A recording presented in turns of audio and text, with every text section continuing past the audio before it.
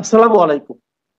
প্রিয় দর্শক, অন্য মঞ্চের আলাপচারিতায় আপনাদের সকলকে আমন্ত্রণ জানাচ্ছি। সম্মানিত দর্শক, গত বৃহস্পতিবার অর্থাৎ 13 নভেম্বর ঢাকা লকডাউন সফল হওয়ার পরে নতুন কর্মসূচি ঘোষণা করেছে বাংলাদেশ আওয়ামী লীগ। এর মধ্যে 14 এবং 15 নভেম্বর দেশ জুড়ে প্রতিবাদ, বিক্ষোভ এবং প্রতিরোধ কর্মসূচির ডাক দিয়েছে তারা, এবং 16 ও 17 নভেম্বর দেশ জুড়ে কমপ্লিট শাটডাউন কর্মসূচি ঘোষণা করেছে। অর্থাৎ এই যে রবিবার যেটি শুরু হবে, মানে আজ রাত 12টার পর থেকেই কমপ্লিট শাটডাউনের সময়সূচি শুরু হবে। এখন দেখার বিষয় যে এই কমপ্লিট শাটডাউনটা কিভাবে আওয়ামী লীগ পালন করতে চায় বা কিভাবে করবে, এবং সরকার এটিকে মোকাবেলার জন্য কি কি পদক্ষেপ নিয়েছে বা নেবে। এটি আওয়ামী লীগের তরফ থেকে যেটি বলা হয়েছে সেটি হচ্ছে দেশে গণতন্ত্র ফেরানো, অবৈধ সরকারের পদত্যাগ এবং বেআইনি আন্তর্জাতিক অপরাধ ট্রাইব্যুনালে দলের সভাপতি শেখ হাসিনা এবং অন্য নেতাদের বিরুদ্ধে আরোপিত ভুয়া মামলা প্রত্যাহারের দাবিতে রবিবার এবং সোমবার এই যে 48 ঘন্টা 16 এবং 17 নভেম্বর এই 48 ঘন্টার কমপ্লিট শাটডাউন কর্মসূচি ডেকেছে আওয়ামী লীগ। এটি আমরা জানি সকলেই। এখন দেখার বিষয় আসলে লকডাউন কিভাবে ডাকলো, কিভাবে সফল হলো, বা কোন পর্যন্ত সরকার এটিকে কিভাবে দেখলো, আওয়ামী লীগ কিভাবে এটিকে দেখছে, মূল্যায়ন করছে। আওয়ামী লীগ তো বলছে যেটি সফল হয়েছে। এখন শাটডাউন কিনে তাদের পরিকল্পনা কি, সেটিও যদি একটু জানার চেষ্টা করা যায়। আওয়ামী লীগের যুগ্ম সাধারণ সম্পাদক আফম বাহাউদ্দিন নাসিম তিনি সামাজিক যোগাযোগ মাধ্যমে কথা বলেছেন। সেখানে তিনি বলেছেন যে এই অবৈধ সরকারের প্রতি সাধারণ মানুষ যে কতটা ক্ষুব্ধ লকডাউন কর্মসূচি পালনের মাধ্যমে তা প্রমাণিত হয়েছে। আওয়ামী লীগের তরফ থেকে কথাটি ঠিক আছে। আবার ঢাকা লকডাউন কর্মসূচি সফল এবং সার্থক করায় দলের সভাপতি শেখ হাসিনাও দেশবাসীকে ধন্যবাদ জানিয়েছেন, কৃতজ্ঞতা জানিয়েছেন। এই যে আওয়ামী লীগ 16 এবং 17 নভেম্বরের যে কর্মসূচি ডাকলো, এটিতে আসলে তারা আবারও আহ্বান জানিয়েছে, অনুরোধ করেছে জনগণের প্রতি অহিংস প্রতিবাদ অব্যাহত রাখার জন্য। অর্থাৎ মানে বাসা বাড়িতে অবস্থান করতে বলেছে তারা, অফিস আদালতে বা শিক্ষা প্রতিষ্ঠানে না গিয়ে ঘরে থাকতে বলেছে, ব্যবসা প্রতিষ্ঠান না খুলে অর্থাৎ স্বাভাবিক জীবন যাত্রা থমকে দিয়ে, আটকে দিয়ে বা স্তব্ধ করে দিয়ে সরকারকে, অন্তর্বর্তী সরকারকে না বলার আহ্বান জানিয়েছে। মানে এই কর্মসূচিটি হচ্ছে সেটি, সে নো টু গভর্নমেন্ট। এই কর্মসূচি তারা পালন করতে আহ্বান জানাচ্ছে দলের তরফ থেকে। কমপ্লিট শাটডাউনের মাধ্যমে পুরো দেশ অচল করার, স্থবির করার এই যে কর্মসূচি, এটি আসলে আপনারাও জানেন 17 নভেম্বর দলীয় সভাপতি শেখ হাসিনার বিরুদ্ধে আইসিটি যে রায় ঘোষণা করতে যাচ্ছে একটি মামলার, তার প্রতিবাদ জানানোর কৌশল হিসেবেই তারা এই কর্মসূচিটি নিয়েছে। এটি আমরা সকলেই জানি। এখন লকডাউন বলা হচ্ছে সফল হয়েছে, জনগণ যদি এই কর্মসূচিতে মানে শাটডাউন কর্মসূচিতে সাড়া দেয়, লকডাউনের মতো বা এর চেয়েও ভালো করে যদি সাড়া দেয়, অর্থাৎ আইসিটির রায়ের বিরুদ্ধে জনমতেরও একটা স্পষ্ট প্রতিফলন তাহলে সবার সামনে কিন্তু স্পষ্ট হবে। যার প্রেক্ষিতে ধরুন শেখ হাসিনার আগামী দিনের রাজনৈতিক কর্মসূচিতে, রাজনৈতিক কথাবার্তায় কিন্তু বিশাল পরিবর্তন আসতে পারে বলে মনে করা হচ্ছে। রায় যাই হোক না কেন, শাস্তি হোক না হোক, বেশি হোক কম হোক, এর প্রেক্ষিতে এর একটি আফটার এফেক্ট কিন্তু আমরা লক্ষ্য করব। আপনারা তো জানেন যে কমপ্লিট শাটডাউন মানে মিছিল নয়, মিটিং নয়, কিংবা অন্য কোনো ধ্বংসাত্মক কর্মসূচিও নয়, চুপচাপ ঘরে বসে থেকে সরকারের প্রতি অনাস্থা জ্ঞাপন করা। অর্থাৎ এই অহিংস কর্মসূচির নামই হচ্ছে শাটডাউন। প্রশ্ন হচ্ছে, দেশের সাধারণ মানুষ কি তাদের স্বাভাবিক জীবনযাত্রা বাদ দিয়ে দিনের পর দিন আওয়ামী লীগের এই শাটডাউন কর্মসূচিতে অংশ নেবে, কিংবা সাড়া দেবে লকডাউনে তারা যেভাবে সাড়া দিয়েছে বলে আওয়ামী লীগ মনে করছে? যদি দেয়, তা বাংলাদেশের রাজনীতির আগামীর পথরেখার জন্য বিশেষ বার্তা দেবে, এটি কিন্তু স্পষ্ট। প্রশ্ন হচ্ছে যে লকডাউন মোকাবেলায় অন্তর্বর্তী সরকার আইন শৃঙ্খলা বাহিনীর বিশাল সমাগম ঘটিয়েছিল, সাজ সাজ রব ফেলে দিয়েছিল তার। এটি আমরা দেখেছি গণমাধ্যমে, স্বরাষ্ট্রমন্ত্রীর, স্বরাষ্ট্র উপদেষ্টার প্রেস ব্রিফিং সহ আইজি এবং ডিএমপি কমিশনার তাদের কথাবার্তায়। তো এই যে প্রস্তুতি তারা নিয়েছিল, যেভাবে ঢাকা সহ দেশের বিভিন্ন জায়গায় তারা পথে পথে তল্লাশি চালিয়েছে, হোটেলে মোটেলের মধ্যরাতে তল্লাশি চালিয়েছে, মানুষের ব্যক্তিগত স্বাধীনতায় হস্তক্ষেপ করেছে, বিনা সার্চ ওয়ারেন্টে, বিনা কারণ দর্শিয়ে মোবাইল নিয়েছে, চেক করেছে, গ্রেফতার করেছে। মানে এখন এই যে শাটডাউন মোকাবেলায় তাহলে কি করবে? লকডাউনের থেকে তো আর একটু সিরিয়াস এটি। এখন কি করবে, এটিকে কিভাবে সরকার মোকাবিলা করবে? বিশেষ করে যদি বলি যে প্রধান উপদেষ্টার দপ্তর আসলে কি ভাবছে এটি নিয়ে, স্বরাষ্ট্র মানে মন্ত্রণালয় বা স্বরাষ্ট্র উপদেষ্টা কি ভাবছেন, পুলিশ, র্যাব, বিজিবি, এপিবিএন, সেনাবাহিনী, আনসার, এই যে সম্মিলিত সবাই মিলে এই শাটডাউন মোকাবেলায় কি ধরনের প্রস্তুতি তারা নিচ্ছে। লকডাউনের সময় তারা বেশ কিছু আওয়ামী লীগের নেতাকর্মীকে গ্রেফতার করেছে, এবার তারা কি করছে, ঘর থেকে অনেককে গ্রেফতার করা হয়েছে, ধরপাকড় তারা এখন অব্যাহত রাখবে কিনা, আছে মানে এটিকে কতটা সাড়াশি করবে সেটি একটি প্রশ্ন। বা আরেকটি বিষয় আছে যে মানুষ যদি বের না হয়, লকডাউনে যেমনটা অনেক মানুষ বের হয়নি, রাস্তাঘাটে গাড়ি ঘোড়া চলেনি, তো এবারও যদি আওয়ামী লীগের নেতা কর্মীরা মানে গতবার তারাও বেরোয়নি, এবারও যদি তারাও বের না হয়, তাহলে কাজ কি সরকারের? এই যে বিশাল বাহিনী, বিশাল খরচ, বিশাল আয়োজন, তার কাজ কি? এই যে আইন শৃঙ্খলা বাহিনীর অপ্রয়োজনীয় অন্যায় তল্লাশি থেকে বাঁচতে এবারও যদি আরো বেশি পরিমাণ মানুষ ঘর থেকে বের না হয়, যেটা লকডাউন হয়েছিল, তাহলে তো অটোমেটিক্যালি শাটডাউন সফল হয়ে যাবে। এখন সফল হয়ে গেলে আওয়ামী লীগের প্রতিক্রিয়া কি হবে, সরকারের প্রতিক্রিয়া কি হবে, এটি কিন্তু একটা দেখার বিষয় বা বোঝার বিষয়। আওয়ামী লীগ আসলে একটা বুদ্ধির চাল দিয়েছে বলে মনে হয় আমার কাছে, অর্থাৎ এমন একটা কর্মসূচির ডাক দিয়েছে যেটা নিয়ে খুব বেশি তাদের পরিশ্রম করবার নেই, বিনা পরিশ্রমেই আড়ালে আবডালে থেকে কিন্তু বিজয়ী হওয়ার একটা সুযোগ কিন্তু তারা নিতে পারে।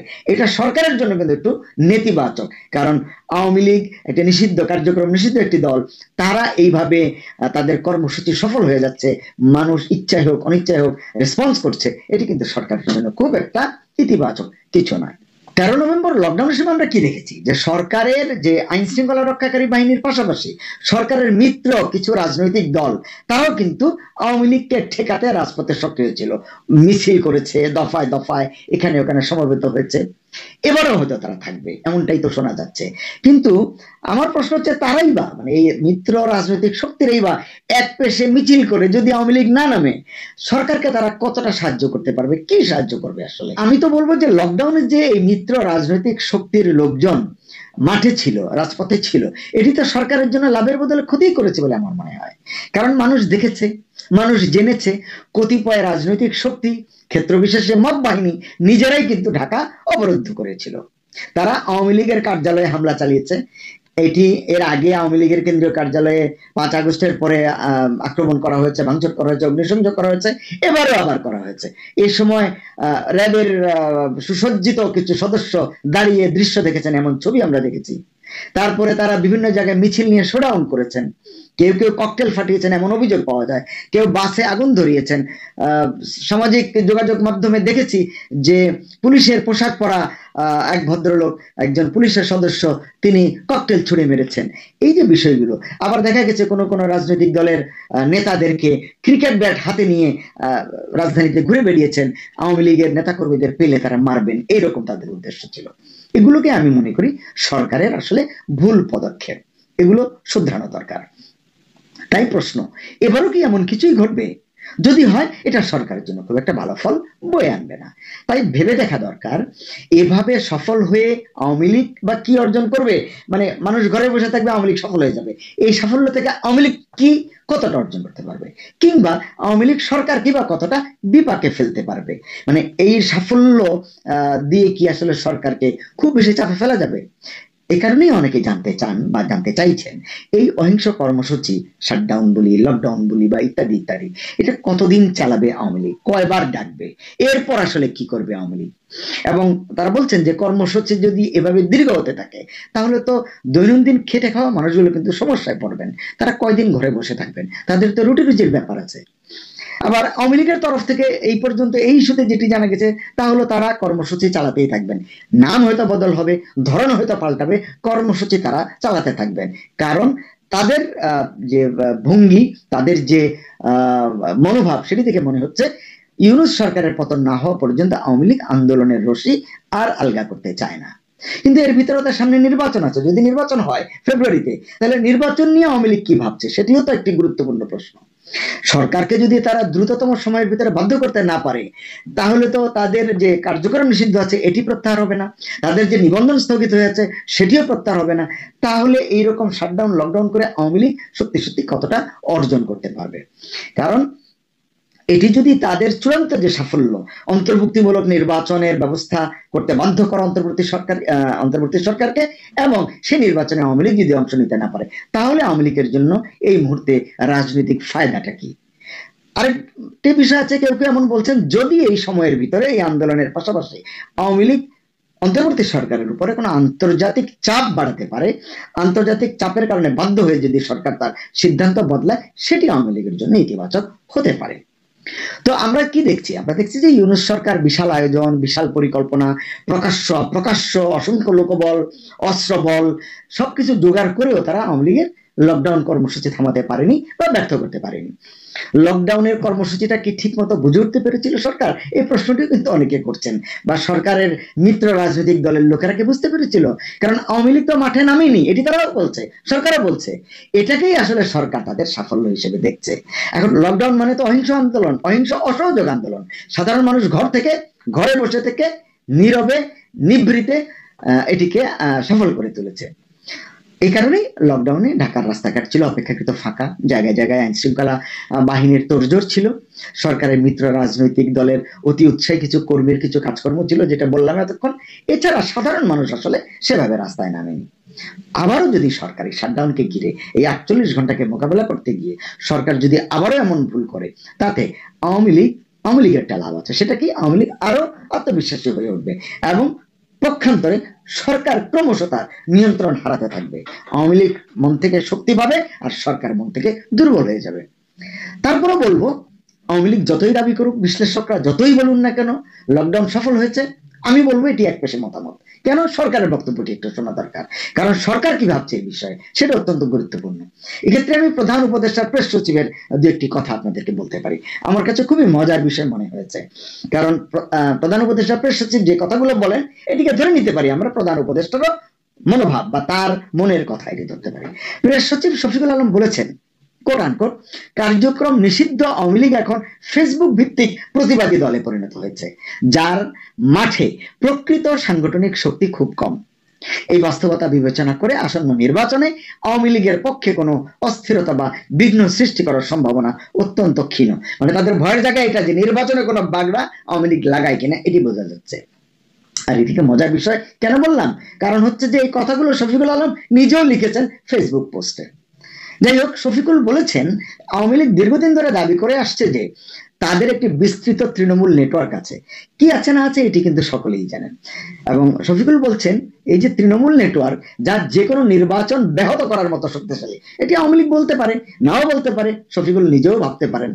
কিন্তু বলছেন যে গত কয়েকদিনের ঘটনা প্রমাণ করেছে এখন তারা মানে আওয়ামী লীগ ক্রমেই ভাড়াটে টোকাই ধরনের ক্ষুদ্র দুষ্কৃতকারী গোষ্ঠীর উপর নির্ভরশীল হয়ে পড়েছে, যারা ফাঁকা বাসে আগুন দিতে পারে, 30 সেকেন্ডের ঝটিকা মিছিল করতে পারে, কিংবা সামাজিক যোগাযোগ মাধ্যমে প্রচারণা চালাতে পারে। এটি যদি সত্যি হয়, মানে আমার মনে হয় তাহলে সরকার এত পেরেশান কেন? এত আইন শৃঙ্খলা বাহিনীর সাজ রব কেন? সরকারের কপালে এত চিন্তার ভাঁজি বা কেন? তার মানে এখানেও কিছু শুভঙ্করের ফাঁকি রয়েছে। শফিকুল আলম বলেছেন যে পক্ষান্তরে পুলিশ, নিরাপত্তা বাহিনী এবং স্থানীয় প্রশাসন এখন আরো সংগঠিত, এটি শফিকুল বলছেন। তার মানে এই যে কৌশলে পুলিশ, নিরাপত্তা বাহিনী এবং স্থানীয় প্রশাসনের কথা বলা হলো, শফিকুল বললেন এটা কিন্তু গণতন্ত্রের স্পিরিটের সঙ্গে যায় না, এটা যায় হলো ফ্যাসিজমের সঙ্গে, ফ্যাসিজমের দিকে এটি অনুগামী। অন্তর্বর্তী সরকার কি সেদিকে হাঁটতে শুরু করেছে? এটি তো আমরা প্রশ্ন করতেই পারি। এখানে আরেকটি বিষয় মানে বোঝা যাচ্ছে, সেটি হচ্ছে যে সরকার হয়তো আওয়ামী লীগকে সেভাবে আমলে নিচ্ছে না, পাত্তা দিচ্ছে না, মনে করছে সংগঠিত পুলিশ এবং প্রশাসন দিয়েই আওয়ামী লীগকে রুখে দেওয়া যাবে, আটকে দেওয়া যাবে। তাহলে আইন শৃঙ্খলা বাহিনীর যে সমাগমের কথা বললাম, সরকারের যে পেরেশানির কথা বললাম, অর্থ ব্যয়ের কথা বললাম, সকল কিছু মিলিয়ে সরকার মারমুখী কেন? একটু যদি শক্তি নেই, দুর্বল দুষ্কৃতিকারী দিয়ে চলে যারা, তাদেরকে শায়েস্তা করবার জন্য, রুখে দেওয়ার জন্য সরকার এত মারমুখী কেন?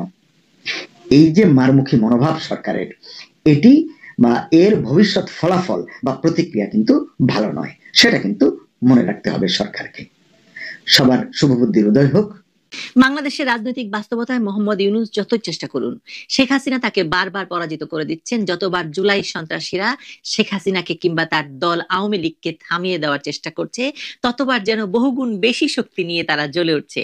কি ঠিক বলছি না? আপনি জানেন আমি ঠিক বলছি। চলুন আরো বিস্তারিত বলি। মানুষ বুঝতে শুরু করেছে যে রাজনীতির মাঠে কার পেছনে গিয়ে দাঁড়াতে হয়। আজকে টিকিট দিছি কয়জনের? হাত জাগান। জান্নাতের টিকিট পাইছেন কে কে? হাত জাগান। তরুণরা হাত জাগাও। আমি কিন্তু নিরাপদ বাংলাদেশের আন্দোলন করতে গিয়ে সেই টিএসসিতে ছাত্রলীগের হামলার শিকার হয়েছি। সেই নির্বাচনের পরে দেখতেছি যে সাদিক কায়েম উনি হলের ভিতরে আপনার হচ্ছে নৌকা নৌকা মিছিল করতেছে আর সেলফি তুলতেছে। আবার দুর্গা পূজায় গিয়েও বলে এটা বাঙালি জাতির উৎসব। নওজুবিল্লাহ। চাকরি রাখার জন্য মানুষ এইভাবে নিজের ঈমান নষ্ট করে। আমরা একই মুদ্রার এপার এবং ওপার, এটাই হলো একদিকে রোজা আরেকদিকে হলো পূজা। কোনো কোনো সময় মানুষ ভুল করতে পারে, বিভ্রান্ত হতে পারে, কিন্তু ভুল আর ভ্রান্তি কাটলেই মানুষ যখন ফিরে দাঁড়ায় তখন এই অবৈধ অরাজনৈতিক শক্তিকে যে সরে যেতেই হয় সেটা শেখ হাসিনা এবং তার দল আওয়ামী লীগ প্রমাণ করে দিচ্ছে। জুলাই সন্ত্রাসের মাধ্যমে ক্ষমতা দখলকারী ডক্টর মোহাম্মদ ইউনূস এবং তার সহযোগীরা বাংলাদেশে হেন কোনো পথ নেই যে পথে হাঁটছে না আওয়ামী লীগকে থামিয়ে দেওয়ার জন্য। সবার আগে তারা শেখ হাসিনাকেই টার্গেট করেছে, ক্ষমতাচ্যুত করেছে, দেশ ছাড়া করেছে, দেশে থাকলে তাকে নৃশংসভাবে হত্যা করা হতো এমন এক পরিবেশ তৈরি করেছে। অথচ দেশের বর্তমান পরিস্থিতি কি বলছে? আপনার কি মনে হয় না যে এত চেষ্টা করেও জুলাই সন্ত্রাসীরা শেখ হাসিনা ও আওয়ামী লীগকে দেশের রাজনীতি থেকে মুছে ফেলতে তো পারেইনি, বরং অতীতের যে কোনো সময়ের তুলনায় শেখ হাসিনা এবং আওয়ামী লীগ আরো বেশি প্রাসঙ্গিক হয়ে উঠেছে। সেটা দেশে তো বটেই, আন্তর্জাতিক ভাবেও। দেশটা আগেই সুন্দর ছিল, ঠিক আছে? এখন আর এই দেশে কোনো নিরাপত্তা নাই, আইন তো নাই বললেই চলে। শেখ হাসিনা বর্তমান অবস্থা থেকে অনেক অনেক গুণ ভালো ছিল। মানুষের মুখে মুখে শুনি আগের সরকার ভালো ছিল, আমরা এখন ভালো নেই। বাংলাদেশে এই জুলাইকে বিক্রি করে দিয়েছে ছাত্র উপদেষ্টারা। সকল উপদেষ্টাদের মধ্যে এই ছাত্র উপদেষ্টারা সবচেয়ে বেশি দুর্নীতি করছে। আওয়ামী লীগের কিসের এই যে সন্ত্রাসীরা বলছে জঙ্গিয়া সন্ত্রাসীরা। ভোট কাকে দিবে? ভোট কাকে দিবে? এখন তো হাসিনা নাই, কাক ভোট দেবো? অর্থাৎ বাংলাদেশের বর্তমান রাজনৈতিক পরিস্থিতি এতটাই গোলমেলে, এর ভেতরে একটি বিষয় আশ্চর্য রকম স্পষ্ট, ক্ষমতাচ্যুত হলেও শেখ হাসিনা এখনো রাজনীতির কেন্দ্রে। তাকে চাপ দিয়ে সরিয়ে দেওয়ার সব প্রচেষ্টাই শেষ পর্যন্ত অস্বস্তি তৈরি করেছে ক্ষমতাসীনদের জন্য। আর এখানে এই সংঘাতটিকে অনেকে দেখছেন শেখ হাসিনা এবং মোহাম্মদ ইউনূস এই দুই ভিন্ন রাজনৈতিক চরিত্রের লড়াই হিসেবে। ইউনূসকে আর কেউ অরাজনৈতিক বলতে পারছে না এখন আর। পৃথিবীও মনে করছে যে ইউনূসের একটি ভয়ঙ্কর রাজনৈতিক উদ্দেশ্য ছিল, সেটি সফল করেছে আপাতভাবে। শুরু থেকেই ডক্টর ইউনূসের লক্ষ্য ছিল শেখ হাসিনাকে রাজনৈতিকভাবে বিচ্ছিন্ন করা। দেশের গণমাধ্যমে তাকে নিষিদ্ধ রাখার প্রচেষ্টা ছিল তারই অংশ।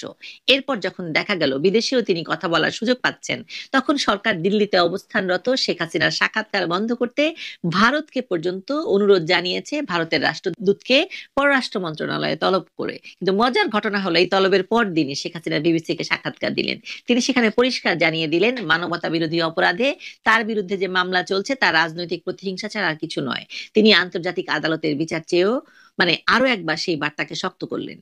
ইউনূস শেখ হাসিনাকে নীরব করতে চেয়েছে, কিন্তু শেখ হাসিনা প্রত্যেকবারই আরো জোরালো হয়ে ফিরে এসেছেন। শেখ হাসিনার বিরুদ্ধে যে বিচার চলছে তাকে তিনি শুধু ক্যাঙ্গারু কোর্ট বলেই ক্ষোভ প্রকাশ করেননি, বরং এই প্রক্রিয়াকে প্রতিশোধের রাজনীতি হিসাবেও ব্যাখ্যা করেছেন। যারা একসময় যুদ্ধাপরাধীদের রক্ষা করতে চেয়েছিল, আজ তারা সুযোগ পেয়ে শেখ হাসিনাকে সেই আদালতে দাঁড় করিয়েছে। এটি কোনো বিচার নয়, এটি রাজনৈতিক প্রতিহিংসার প্রতিষ্ঠিত রূপ। এটি আরো স্পষ্ট হয়ে ওঠে যখন আওয়ামী লীগ আদালতের রায় ঘোষণার আগের দিন ঢাকা লকডাউনের ডাক দেয়। সরকারি কঠোর মনোভাব, নিরাপত্তা বাহিনীর বিপুল উপস্থিতি, সড়কে সড়কে তল্লাশি, মোবাইল চেক করা, সবকিছুর পরেও দিনের শুরুতেই রাজধানী স্তব্ধ হয়ে যায়। যানবাহন কম, বাস ট্রেনের গতিবিধি সীমিত, অনেক এলাকায় আগুন ও বিস্ফোরণ। এই দৃশ্য দেখিয়ে দেয় রাজনৈতিক উত্তেজনা কতটা গভীর। রয়টার্স একথা বলছে, আমরা নই। এই লকডাউনে সাধারণ মানুষের অংশগ্রহণই সরকারের মূল অস্বস্তির জায়গা। কারণ সরকার তো এতদিন বলে এসেছে যে আওয়ামী লীগ শেষ, তাদের জনভিত্তি শেষ, কিন্তু মানুষ রাস্তায় নামতে না পেলেও ঘরে থেকে এই হরতাল বা লকডাউনে ব্যাপক সাড়া দিয়েছে। এর কারণ কি জানেন? কারণ হচ্ছে বিগত 16 মাসের অভিজ্ঞতা মানুষকে বুঝিয়েছে আওয়ামী লীগকে ক্ষমতাচ্যুত করা হলেও তাদের উন্নয়ন দৃষ্টি এবং নেতৃত্বের ধারাবাহিকতা হঠাৎ করে হারিয়ে যায়নি। মানুষ দেখছে দেশ কোন দিকে যাচ্ছে আর কোন দিকে যেতে পারত। আর এখানেই ডক্টর মোহাম্মদ ইউনূসের বা তার গঙের রাজনৈতিক পরাজয়। এই পরাজয় কিন্তু আজকের না, কেবল এর শুরু আরো আগেই, অনেক আগে। ইউনূসের এই রাজনৈতিক পরাজয় আসলে শুরু হয়েছিল পদ্মা সেতুর আমল থেকে। পদ্মা সেতুর অর্থায়ন বন্ধ হওয়ার নেপথ্যে ইউনূসের ভূমিকার কথা আপনারা সবাই জানেন। সেই সময় শেখ হাসিনা বিদেশি চাপকে চ্যালেঞ্জ করেছিলেন এবং দেশীয় অর্থায়নে সেতু নির্মাণের ঘোষণা দিয়ে নিজের রাজনৈতিক ঝুঁকি নিয়েছিলেন।